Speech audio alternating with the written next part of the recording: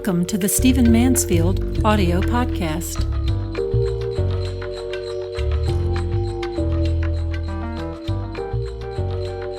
So I live half my year here in Nashville, Tennessee, and if you know anything about Nashville, you know that one of its esteemed universities is Vanderbilt University. And I love Vanderbilt. I love the students at Vanderbilt. I've lectured at Vanderbilt. I've taught. I've attended baseball games. I have lots of friends who are proud of their Vanderbilt degrees and what have you. It's always been liberal theologically. That's fine. I don't have to have total religious agreement with a school before I can love it or appreciate it. But man, has Vanderbilt done something stupid recently. Vanderbilt University in January of 2012, earlier this year, in the year in which I'm speaking, instituted a policy that's been dubbed the all-comers policy. And in an attempt to implement a version of equality and non-discrimination, Vanderbilt has instituted a policy that prevents campus groups from selecting members and leaders based on race, gender, sexual orientation, or religion. Now, that sounds kind of broadly good and American and civil rights oriented. The reality, however, is that essentially, I'll keep my eye largely on the issue of religion. Essentially what it means is that a group on campus that might be a religious group has to be open to people who are not of that religion being in their leadership. Now, I certainly understand, I think I understand what they're attempting to do.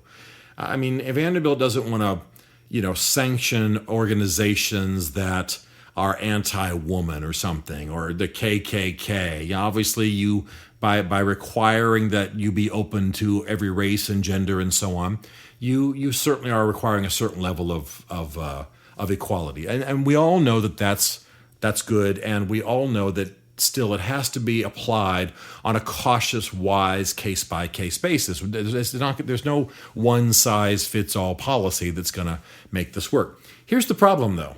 By implementing this bigger-than-all outdoors kind of policy, Vanderbilt has essentially said that the dozens of religious organizations on campus have to be open to having members who are not only members, but leaders, not of that religion, or perhaps of a completely opposite belief system, or they can't stay on campus. Now, let me just break this down. That means that a Baptist organization, for example, Baptist Christian organization on the Vanderbilt campus has to be open to having in its leadership an atheist, or a Buddhist, or a Muslim, or the Islamic organization. By the way, they're as upset about this as are the Christian organizations. So this is not just right-wing evangelicals bellyaching.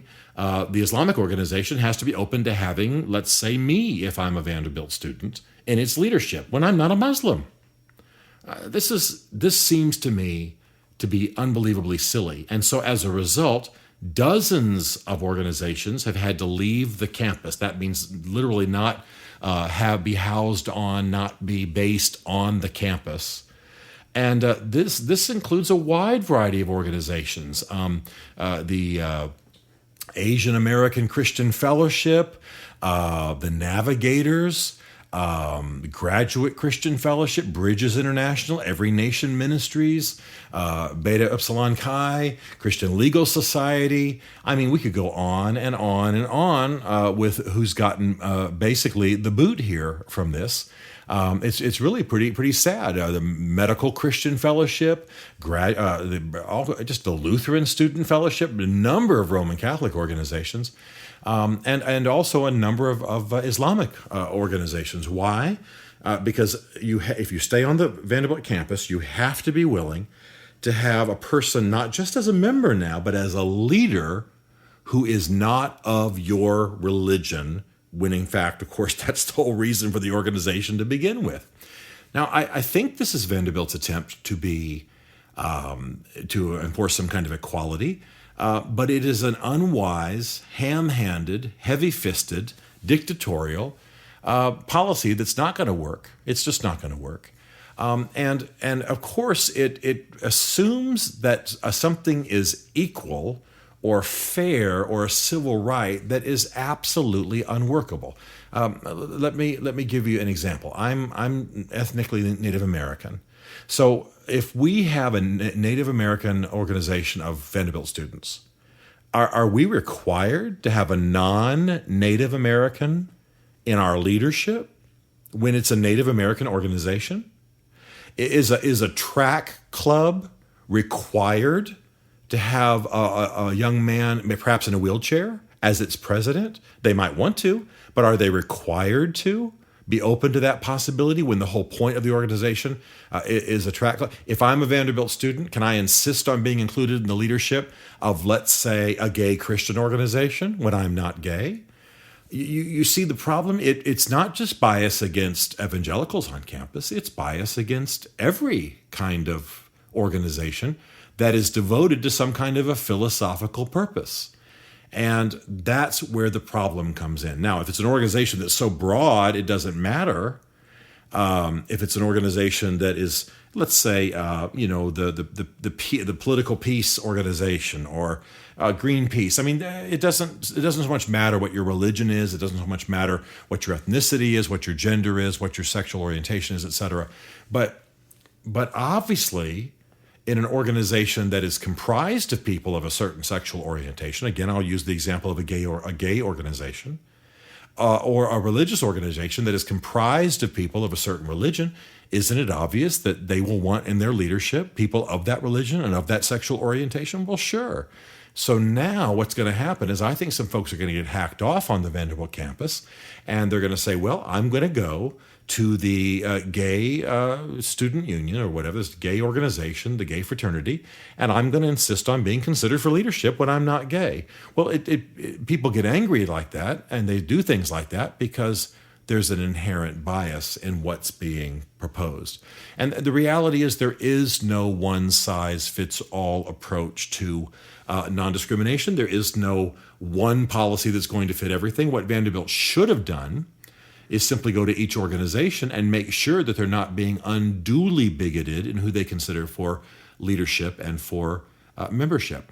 All of this came about because one student was upset that he was not considered for leadership in a given organization, a religious organization, because of his sexual orientation. Well, again, I have to say, if that's the Baptist Christian Fellowship, and I don't even know if there is one, I'm just making that name up, and by the way, I'm not Baptist at all, but if that's the Baptist Christian Fellowship and they are people who try to live out biblical ethics, well, then a person who's gay is not going to be in line with that. But then at the same time, neither is the Baptist going to be in line with the gay organization. This is the diversity we ought to have.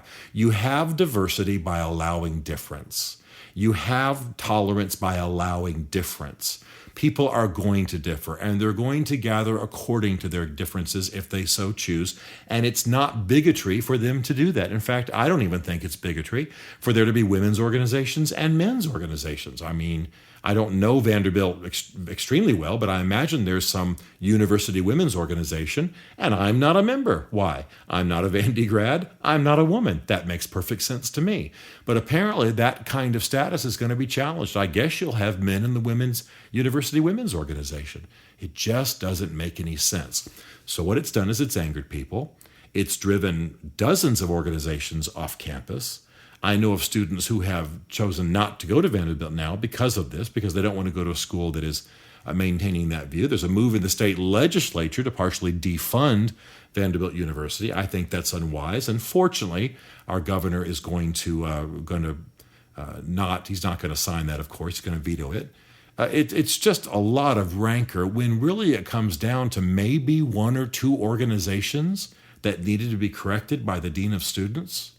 But no, Vanderbilt, very typically, I need to say, has dug in, and several of the deans have said, we stand by our policy. Now, on the one hand, this doesn't affect me. I'm not faculty. I'm not student. I don't have a student there.